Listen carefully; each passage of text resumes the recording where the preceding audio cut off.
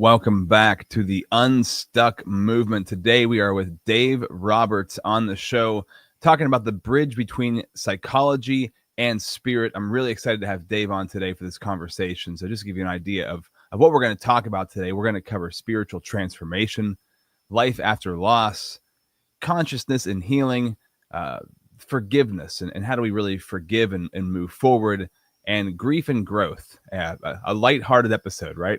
some very important topics to cover. Dave is a bereaved father, author, and professor who turned his daughter's passing into a powerful mission to help others heal. His insights blend psychology, spirituality, and lived experience to guide people through grief toward peace and renewed purpose. And Dave, I love to jump in with a question up front. And, grief is something, and grieving is something that some people never get through, and that it goes on for the rest of their life, and that they don't go through that grieving process, and it can really torment people. And I know people in my own personal life that have experienced that and still seem to be tormented by that process. How can grief become a teacher rather than a tormentor? Well, first of all, Rob, thank you for having me on the Unstuck Movement podcast. I've been looking forward to our conversation for a while now. So thank you for creating space for me to share what I've learned about grief with your audience. But I think the first requirement for allowing grief to be your teacher is to be open to that. Because typically, as you mentioned, we're talking about a lot of different topics related to death that many individuals in Western society see as taboo topics to talk about. They have a very difficult time. So the first thing is to be able to reframe and see that even the worst moments in our grief can teach us. For me, grief was a teacher for me, and this is I'm going to kind of break this up into early, middle, and perhaps the later phase of grief.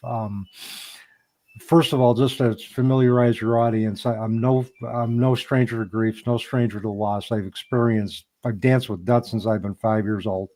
The loss that really threw me headlong into the field of thanatology, or death and dying, and as a result of the challenge with that loss, helped me commit to a life of service, was the death, and I call it now the transition of my daughter, Jeannine, to a new existence. She was 18 years old when she transitioned on March 1st, 2003, of a very rare form of connective muscle tissue sarcoma, and she transitioned 10 months after giving birth to her first and only child.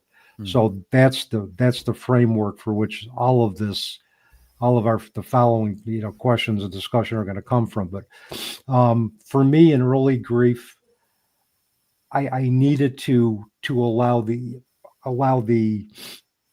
emotions, the disconnectedness, the questions, the what ifs. I needed to go through that in order to first of all embrace that early phase of grief, but secondly also to begin to set the framework to move through grief.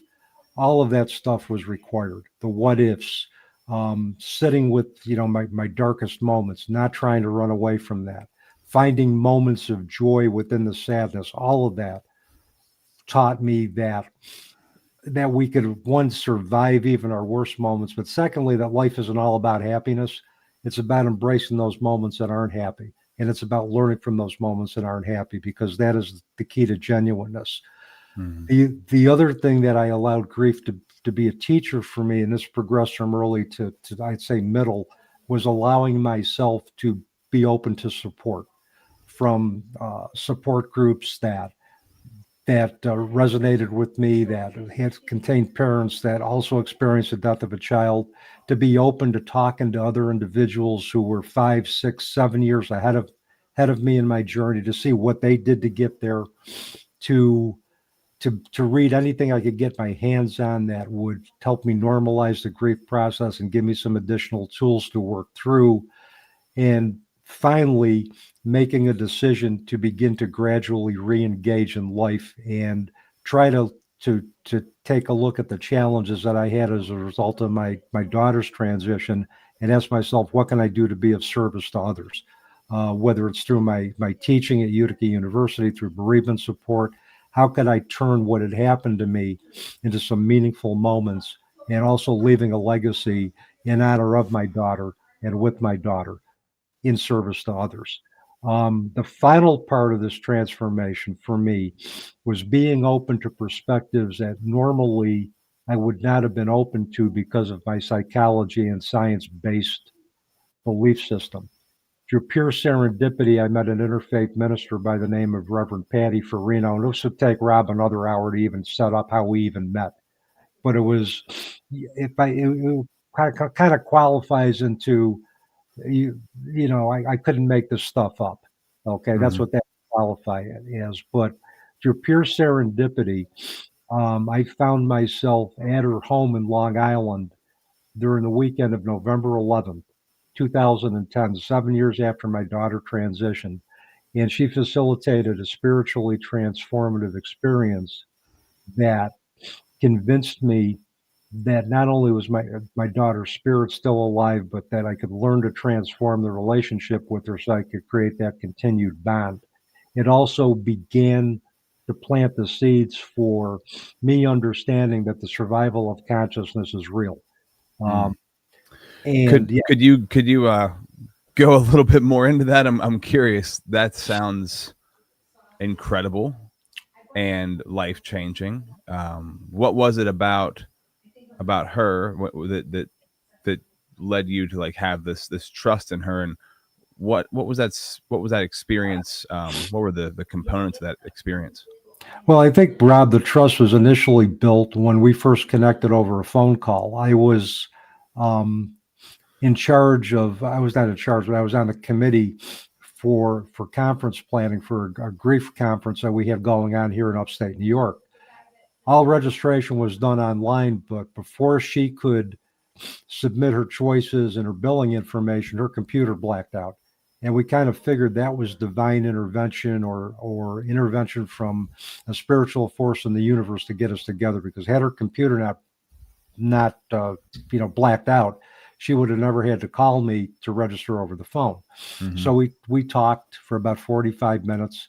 At the time, she was a volunteer minister for the Angel of Hope in Long Island. The Angel of Hope is a statue that's erected so that parents who have experienced the death of a child can honor their children at that statue. I told her about Jeannine. She told me about a couple of significant children and that had crossed her path, that she had developed a connection with, that their deaths moved her, emotionally and otherwise. So that's, we just made a pact to meet at the conference. And then when we exchanged a hug at the conference, she whispered in my ear. She said, "I think your daughter sent me a rainbow." Now I'm going to backtrack. During our conversation, Patty said, "Do you believe in signs?" And I said, "Patty, I've never really gone for that stuff. I'm science-based. I believe that behavior can only be understood through our own rational senses." But I said, "I think my daughter did send me a rainbow, Father's Day 2009. It was a double rainbow." And my wife had called me because I was at my computer doing something. She called, Dave, you got to see this. I think your daughter sent you a rainbow. Rather, there was this big double rainbow in the sky, and there was no rain, nothing. It just appeared. And there were other things that were happening that got me to question, is this science? Is this some other type of phenomena that's going on? I thought there might have been something more even before I met Patty, but I couldn't reconcile it. I was maybe afraid to reconcile it, unwilling to reconcile it with my core beliefs. Mm-hmm. So, and as it turns out, a couple of weeks before the conference, Patty herself saw a double rainbow. Okay. And they were her and her husband, Marco, were so taken by it. This was a double rainbow across Route 17 in New Jersey. And there's not a cloud in the sky, very similar to my experience. And so they were videotaping it, taking pictures of it. And all of a sudden she's sitting on top of her car and she hears a voice in her head saying, "I need you to talk to my father." And so she attended to the voice and said, "Well, I'd be happy to, but who is your father?" "There's a guy you talked to about the conference." I did not know this until probably well after the fact. I didn't know this at all. Okay. In the meantime, we're going to fast forward to the conference. And I know I'm jumping all around, but I'm going to try to make this as condensed as possible. I'm taking three of our conference presenters up to the Adirondacks to see the change of leaves in scenery in the fall. And they're having this intense conversation about spirituality. And I looked up at the sky, said to no one in particular, I think it was God or my higher power, I want to be where they are. And all I wanted was to maybe have more knowledge of spirituality to get me to that next step.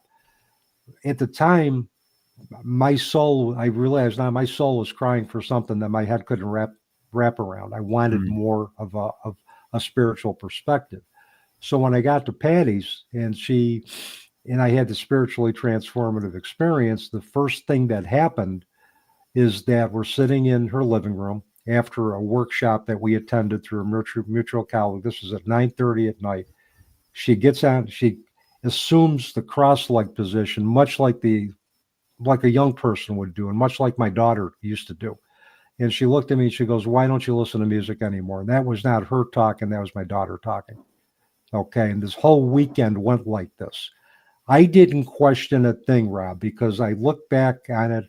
I didn't question it because I asked for this. My intention was I wanted something more.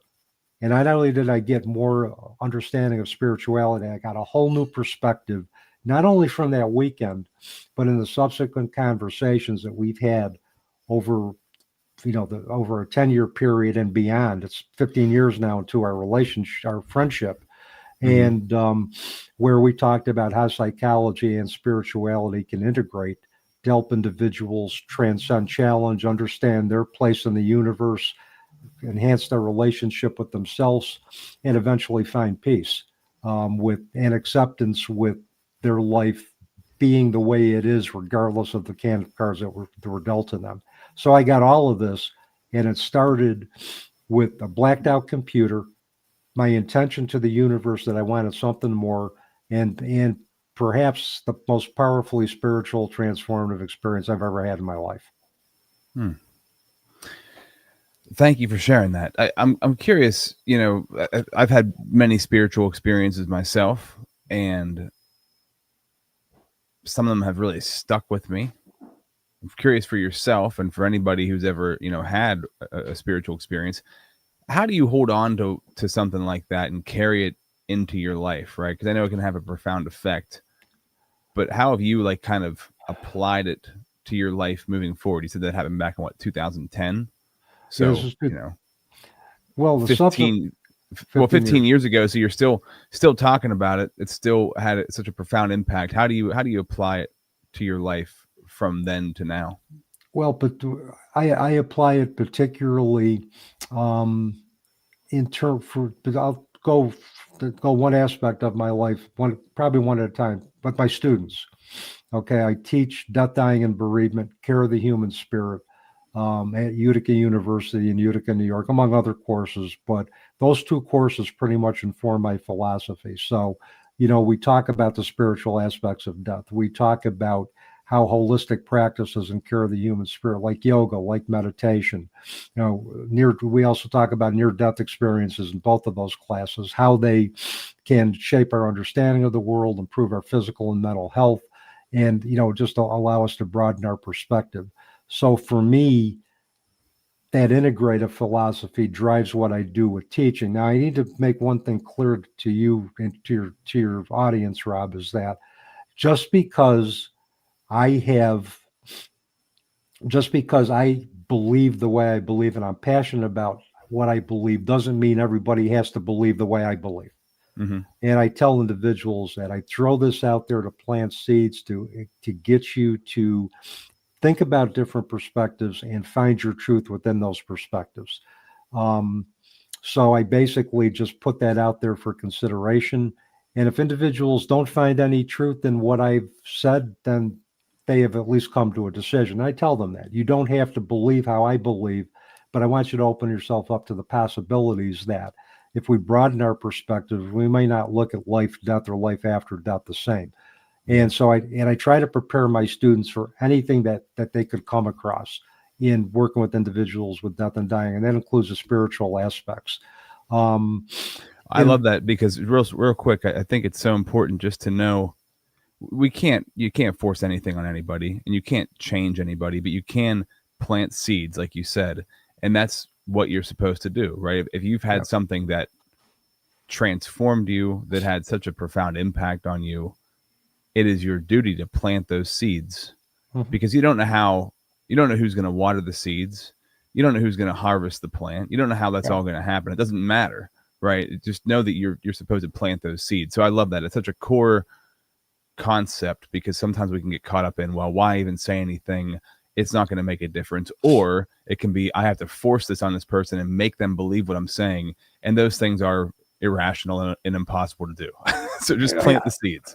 Yeah, exactly. I mean, and if we can do that, we establish ourselves as listeners. And this is what this experience has also helped me to do. I've always thought I've been a good listener, but I've become a better listener. And once you establish yourself as a non-judgmental listener, where, let's say you and I have a different philosophy in terms of what spirituality looks like. Well, we can still coexist, because there's many different ways to carve a spiritual path. There's so many spiritual holistic practices and religions and cultures, but I can sit and try to understand how you came to your perceptions or your perspective. You can ask me the same question, and not only are we creating space to embrace difference, but we're also creating space to listen for similarity. And if we can do that with each other, I think we can see more similarity than we can difference. And the thing that I've run into, and I've seen this, is like somebody saying, well, my way to grieve is better than your way to grieve. Well, no, I mean, we grieve in a way that makes sense for us. It's what can we learn from each other's respective styles that we can incorporate into our existing belief systems that can help us expand our perspective and expand our knowledge and create greater awareness of ourselves and our relationship to the world around us, and make us better companions to individuals who are going through challenge. So how did Jeannine's passing reshape your understanding of consciousness, right? So you had this experience with the rainbow, the double rainbow, and so did the woman that you were speaking about had this experience with the double rainbow. And what was Jeannine's, I guess, her message? What did you interpret her message was to you, and how has it changed your perception of consciousness? Well, I think the message that I get, and I still get, signs from Jeannine. I get a lot of signs through numerology. She transitioned on March 1st. So anytime I see a number 3-1, or I hear a particular song or songs on the radio that reminded us of the music we enjoyed together, I sense her presence. And I don't consciously ask for signs anymore, Rob. I just know it's going to come because our relationship is so strong. What I learned about the survival of consciousness is that love is transcendent. Love can exist on any dimension. And I think, in my conversations with Patty, one of the things that I've learned through our conversations is that Jeannine's transition and Jeannine in spirit needed to show me that love is eternal. Love is going to exist no matter what dimension of the world that our loved ones are on. That if we are open to connecting through love and through if we're open to that love connection, that our loved ones are always going to be with us. I've taken also the best parts of who my daughter is, and I've integrated them into my own self. I tell my students, if you see a lot of young energy coming out, it's probably my daughter's influence, because, and so that keeps me young, it keeps me energized, and it keeps me engaged. And, it just helps me find peace, amongst, amidst the worst tragedy of my life. So, and I just realize now that I can coexist. That love, sadness, sometimes occasional periods of yearning can coexist, and to make us into very genuine, compassionate human beings. Yeah, would you say that it has increased your capacity for compassion, this experience?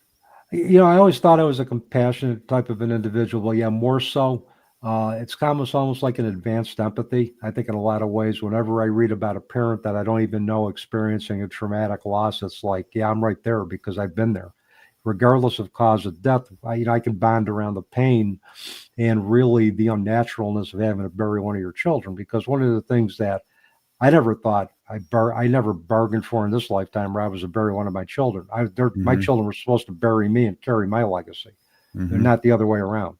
So yeah, that's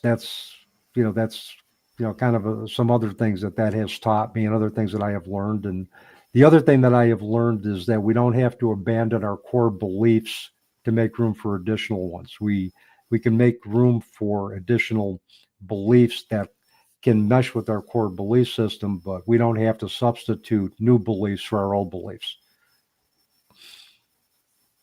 So I've learned about belief expansion as well too. Great point.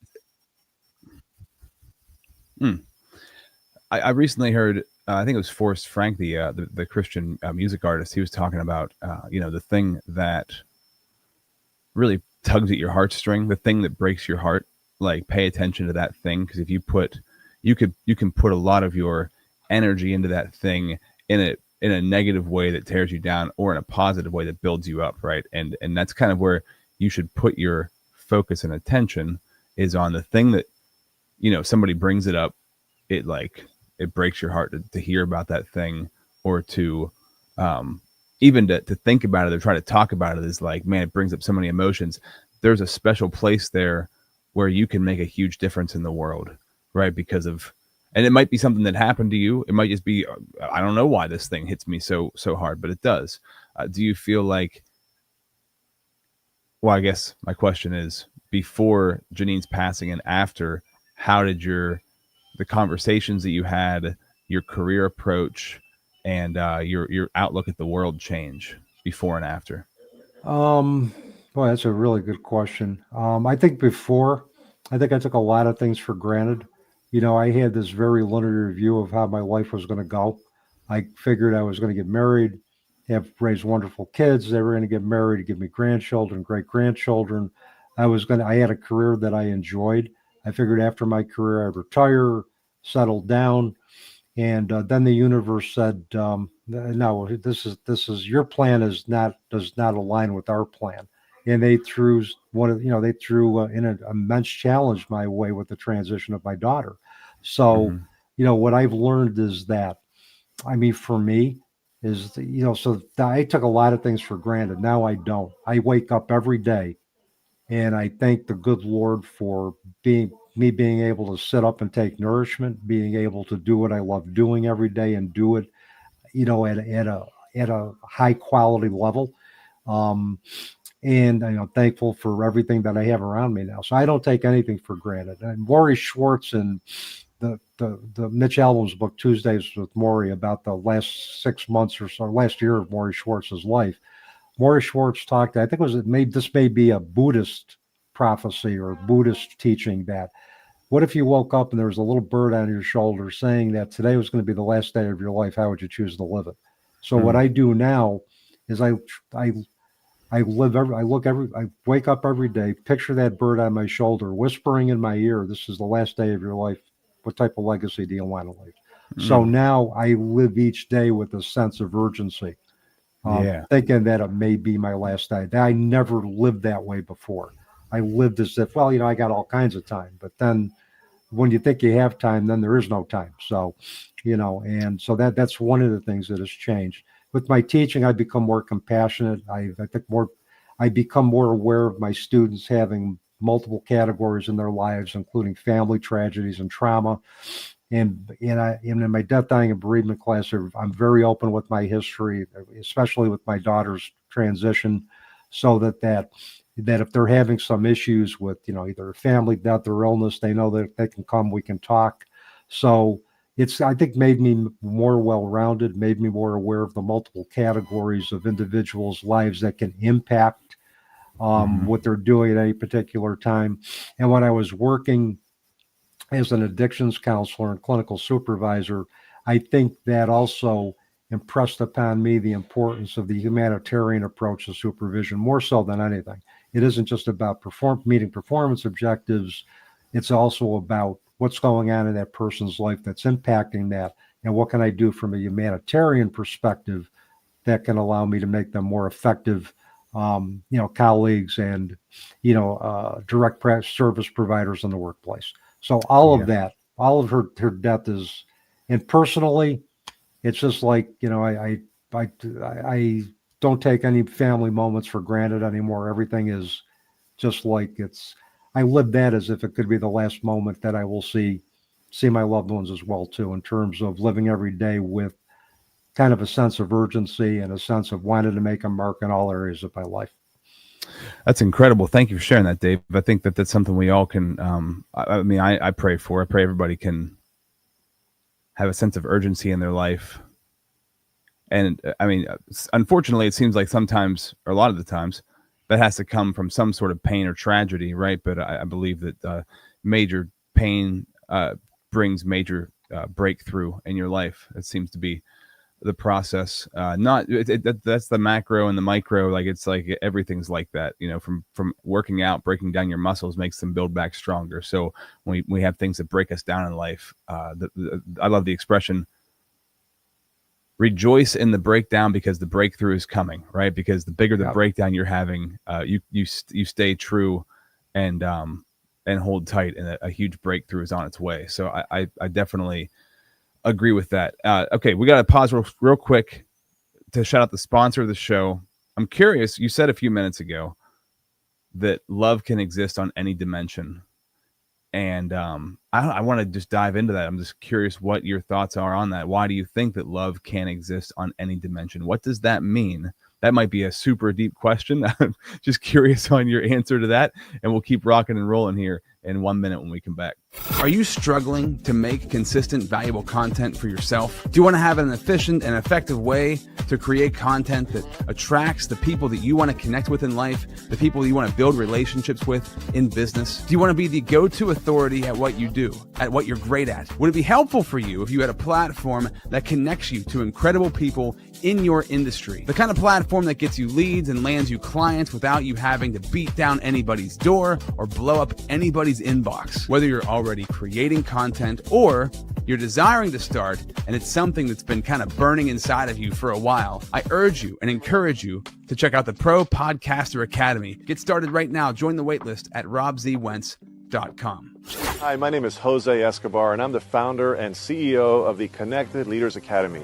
We're a growing tribe, a community of entrepreneurs all over the world globally.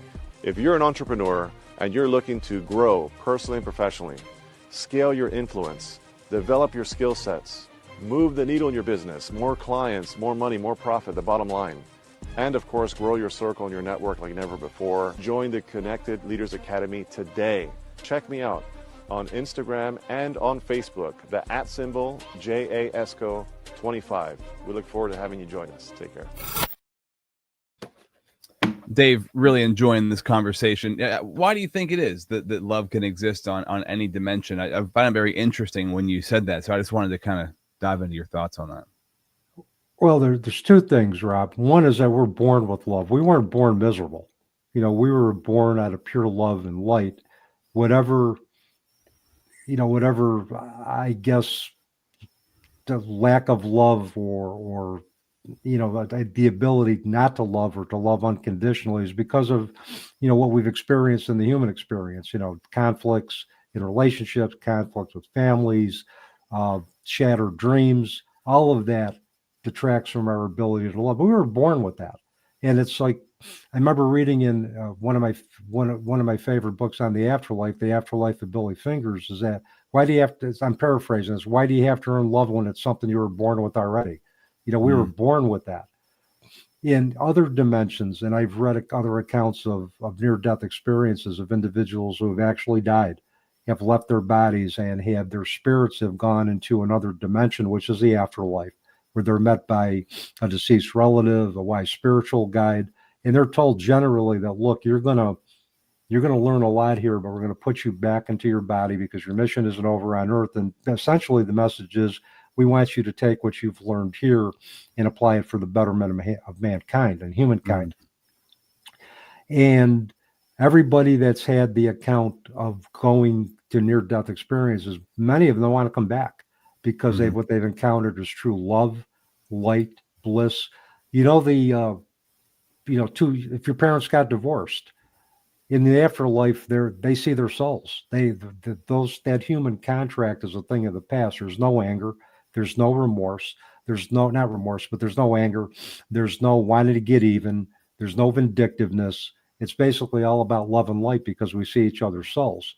Mm-hmm. And every time I get a sign from my daughter or from any of my other ancestors who have predeceased her, I look at that as a sign of I'm here. I love you. My love and my light is never going to go away. It's always going to be here. All you need to do is look for it. So I think we can experience love. We experience love here. We're born with love, and in the afterlife, we're reborn with love. Yeah, the reason I asked that, it's something I've been really thinking about, meditating on a lot lately. It's like, because the expression, God is love, it's in the Bible, and we've heard it a million times. And I'm always like, why is God love? Well, it's impossible to create anything out of anything but love, right? You can't create something out of death or hatred. I mean, you can, but it's going to be horrible and it's going to fall apart. It's not going to work, right? You can try your best, but it's not going to prosper. There's not going to be good fruit coming out of that.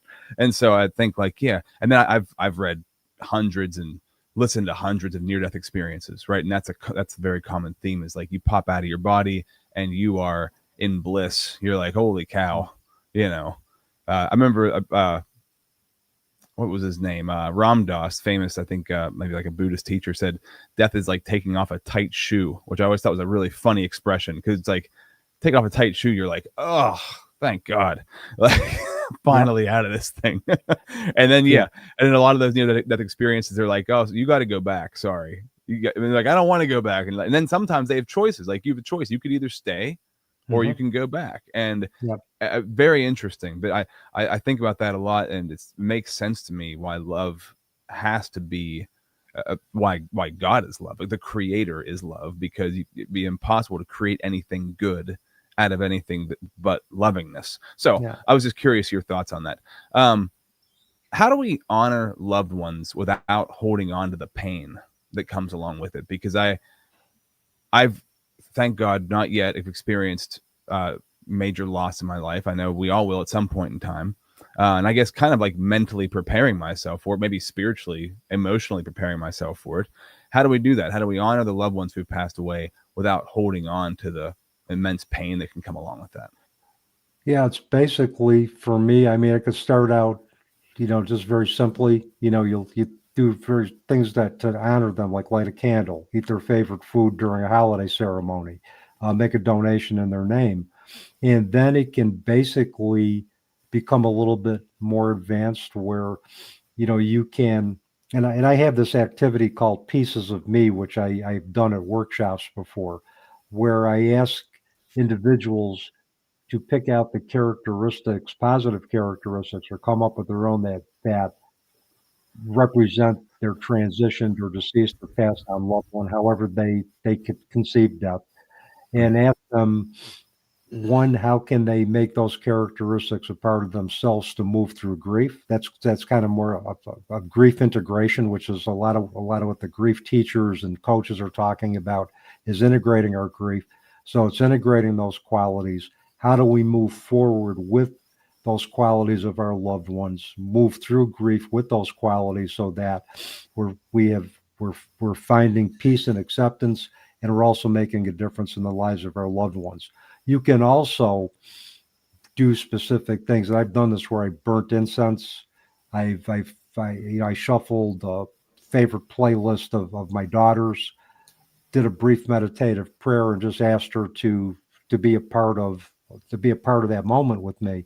And interestingly enough, I've had times where, when I've done that, I did one in particular. I think it was on her eighth angelversary date of her transition, where actually two songs came back to back. They were played randomly, which represented the first concert we ever went to. Those are by those two artists, which told me that she was present. The other thing that I did, and this was liberating, I also believe that we also need to liberate the spirits of our loved ones. I came to this conclusion about 3 years later. You know how, Rob, how in life we give our kids permission to grow? outside of the home to find their own experiences. But one of the things I talked to Patty about this, one of the things I haven't done is give my daughter permission to grow outside of our bond that we continue to share and that I share with her in spirit. So I did another activity, another bonding activity where I said, look, I know you're always going to be with me. I know you're going to be here. I know you're going to be here when I need you or just when you want to connect. But I give you permission to grow out, your spirit to grow outside of our relationship and just do some good in the world with people who need it. That symbolically to me was very liberating for me to be able to do that. It was something that, there was something that I probably did that with her in life just by allowing her to explore her own experiences, but I never did that to her in the afterlife. So I decided I was going to do that as well too. And I think for me, it was a very liberating experience. And it was something that I also needed to do. So all of that, I think, and this is basically how I continue to honor her through the continued bond, through doing things in her memory. There were days she was like cucumber melon.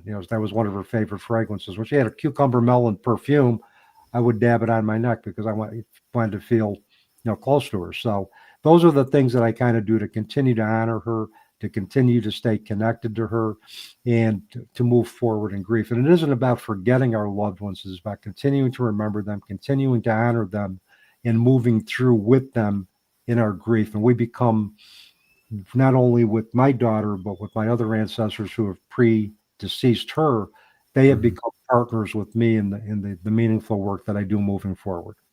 Oh, that's really good. Thanks for sharing that. I think that's really important. I think that I'm trying to, as you're talking, I'm thinking of a particular family member who, in my life, they lost one of their children at a young age. And from what I can tell, he never let himself feel it or accept it, right? So it's like anything that would bring up, this is my own perception, just because I can tell that he's always kind of stayed stuck in that place. Anything that would like remind him of his child who passed away, he would kind of like run away from. He wouldn't embrace those things. He would avoid them because it was too painful. And I can't even imagine it. I don't even want to pretend like I would even know what I would be like, because I'd be a mess for a long, long time. So I understand, but I also, hearing what you're saying, is like embracing those things they love, the things that remind you of them, albeit they're painful. Embrace them and enjoy them, and see that as that spiritual connection that's still there with them. Yeah, and it was never the relationship I envisioned having with any of my kids, but this is the relationship now that I need to, to have and to be at peace with, because, I'm all the yearning in the world is not going to, bring her back. So basically, I know that I'm firmly convinced I know where she is, and I believe that we will see each other again. It's going to be a glorious reunion once we do. Yeah, absolutely. I always think of the book Heaven is for Real. Colton Burpo, this little kid who, have you read that book? I've read it and I saw the movie. His story, that got me. That's such a powerful story. And like, because he talks about his mom had a miscarriage, right? And he met his unborn brother in heaven, right? And it's just like, I'm getting chills talking about it. It's just like, wow, that's incredible that's reality. That's real. And embracing that reality is just, it brings a sense of peace, to me at least. I don't know about you. Yeah, it would bring a sense of peace to me, and also convince me more and more in the survival of consciousness, because I know the other part of that story is their parents. I think her father his father was a minister too, I believe, and I think they were both Christian, and they didn't believe in really any of the afterlife, not the afterlife stuff, but connection with our loved one's spirit. I think that wasn't in their belief system. But once he said, I met my brother who was ever actually born. He told me he died before he was born. I mean, if there was a mic, the mother would have dropped it because she never told him that. And so that to me, even the most skeptical individual would have to really, I think, look into the possibilities. Is there life after death, and does our consciousness survive? And will we see our loved ones again? I mean, that stuff would, if I was still a skeptic about that, that would get me thinking and get me exploring. 100%. Man, this has been so good. Dave, we could talk forever. I love this conversation. We have to wrap it up, though. I want to thank you for your time. Before we sign off, I want to encourage people to check out what you're doing. So I want to plug you and yourself. So your website, davidrobertsmsw.com. The link also is in the show notes. But anything you want to drive people towards, anything you want to plug before we wrap this thing up?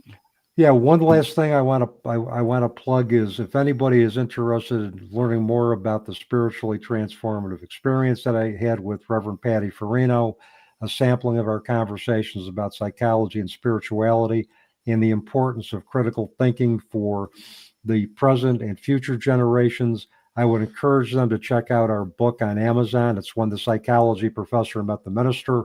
The subtitle being How the Woman on the Corner of Hunter and Whittier Permanently Transformed One Academic's Worldview. And that'll give everybody that we left nothing unsaid in this book, everything about my story, including how the work I did with Jeannine promoted and really motivated me to do ancestral healing, with my father's decision to leave when I was young and my mother's decision to overprotect me after he left. All of that is in there. And it hopefully for those who decide to purchase it, they'll get a perspective that'll at least get them thinking. And that's what we want, is to get individuals thinking, and thinking about how can I expand my core belief systems? What can I do with the information that's been presented? Amazing. Well, thank you, sir. DavidRobertsMSW.com. Make sure you go there right now, find out everything about Dave and pick up that book for yourself. It's on Amazon. Thank you, sir, for your time. I appreciate having you here. Any parting words? Be gentle with yourself and be open to what is the magic of the universe. And there are some things that science can't explain, but they're real anyway. So just revel in it, celebrate it, and be in awe of it. Amen. All right. This has been another true testimony of breakthrough. Until next time, this is the Unstuck Movement.